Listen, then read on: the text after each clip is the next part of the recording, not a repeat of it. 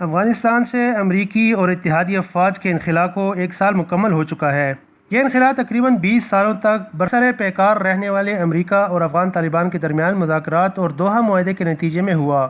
19 سال اور 47 ہفتوں تک افغانستان میں مہم جوئی کرنے کے بعد بالآخر امریکہ نے یہاں سے نکلنے کا فیصلہ کیا۔ امریکہ نے افغانستان میں مداخلت اور جارحیت کی قیمت 2500 امریکی فوجیوں، 1144 اتحادی فوجیوں اور ٹھیکے پر کام کرنے والے 4000 افغانوں کی جانیں گنوا کر ادا کی۔ اس جنگ میں 20,000 امریکی اور اتحادی فوجی زخمی بھی ہوئے۔ امریکی صدر بائیڈن کے مطابق افغانستان میں امریکی افواج پر ایک دن میں $300 ملین خرچ کیے گئے۔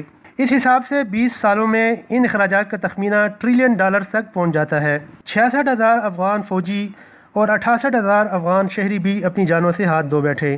براؤن یونیورسٹی واٹسن انسٹی ٹیوٹ کے مطابق اس جنگ میں 77 صحافی اور 444 غیر سرکاری تنظیموں کے افراد بھی مارے گئے۔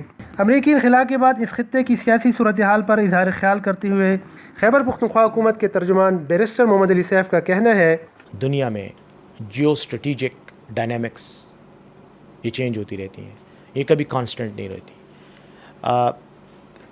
ہمیشہ پاور پالیٹکس اور جو میکرو لیول پہ پاور پالیٹکس ہے اس میں ہمیشہ تبدیلیاں آتی رہتی ہیں۔ ریجنز ان سے متاثر ہوتے ہیں، اچھے طرح سے بھی برے طریقے سے بھی۔ ہمارا یہ ریجن جس میں ہم رہ رہے ہیں، جس میں خیبر پختونخوا بھی ہے، پاکستان کو اوورال آپ لے سکتے ہیں، افغانستان ہماری مغرب میں، میں یہ سمجھتا ہوں کہ یہ پہلی بار نہیں ہے کہ یہ ایک بہت بڑے بین الاقوامی جو تبدیلیاں آ رہی ہیں ان کا یہ ایک حصہ بنا ہے۔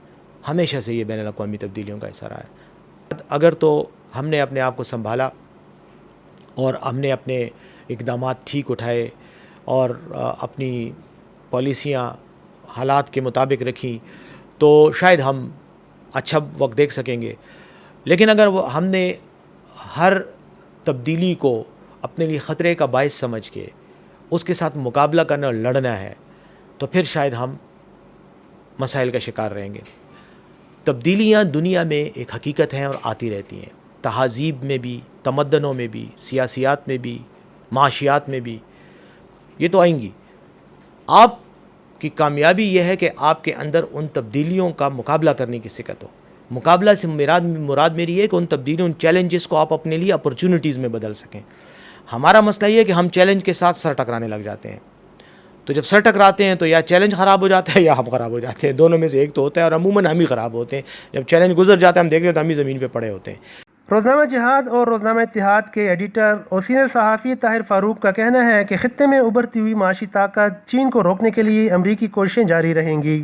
امریکہ کا ایک ہی ایجنڈا ہے، وہ ہے عدم استحکام پیدا کرنا، مختلف ممالک کے وسائل کو لوٹنا اور اپنے ملک کی جو آرمز انڈسٹریل کمپلیکس ہے اسے چلانا۔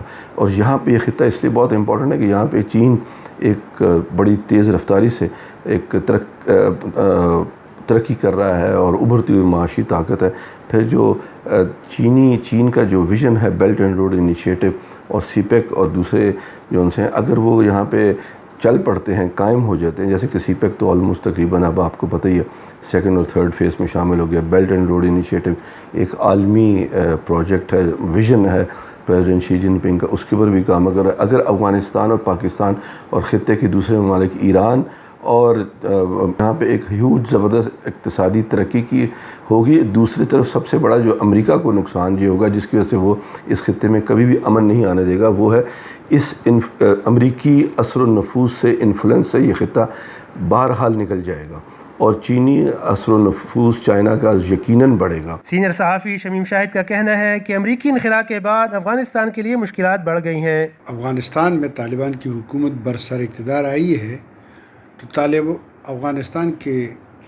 افغانستان اور افغانستان کے لوگوں کے مشکلات میں بہت زیادہ اضافہ ہوتا جا رہا ہے۔ یہ تو ٹھیک ہے کہ دہشت گردی اور تشدد کی اسی طرح واقعات نہیں ہو رہے جو پہلے ہوتے تھے۔ دراصل وہ بھی طالبان ہی کیا کرتے تھے اور طالبان ہی ان کی ذمہ داری قبول کرتے تھی، اسی وجہ سے ان واقعات میں تو کمی آئی ہے، مگر اب بھی افغانستان کی طول و عرض میں دہشت گردی اور تشدد کے واقعات ہوتے رہتے ہیں۔ زیادہ تر تشدد اور دہشت گردی کے حملے جو ہے اس کا نشانہ اہل تاشی بنتے ہیں، اس کا نشانہ سابق हुकूमत में रहने वाले ओहदेदार बनते हैं, ख़वातीन बनते हैं और आम लोग बनते हैं। मगर साथ साथ अगर हम देखें तो पिछले 1 साल में तालिबान के बहुत ज़्यादा सरकर्दा रहनुमा जो है वो भी दहशतगर्दी के वाक़यात में टारगेट किए गए हैं। और 1 रोज़ पहले अगर आप देखें तो हेरात की मस्जिद में एक बहुत बड़े मौलवी साहब को भी निशाना बनाया गया है। और तालिबान ने ख़ुद भी कन्फर्म किया है कि इस 1 साल में उनके 1 दर्जन से ज़्यादा अहम रहनुमा जो थे वो दहशतगर्दी के निशाने बने हैं, वो मर गए हैं। इसी तरह अगर हम देखें तो अफ़गानिस्तान में को अभी तक किसी भी बैरूनी मुल्क ने तस्लीम नहीं किया है। तो ये भी समझना चाहिए कि इस वक्त अफ़गानिस्तान में जो हुकूमत है वो बैनुल-अक़वामी बिरादरी के लिए काबिल कबूल नहीं है।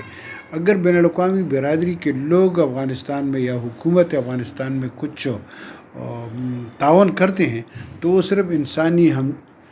सिर्फ़ इंसानी हमदर्दी की बुनियाद पर करते हैं। हालांकि बैनुल-अक़वामी बिरादरी जो है वो तालिबान की हुकूमत को तस्लीम नहीं करते।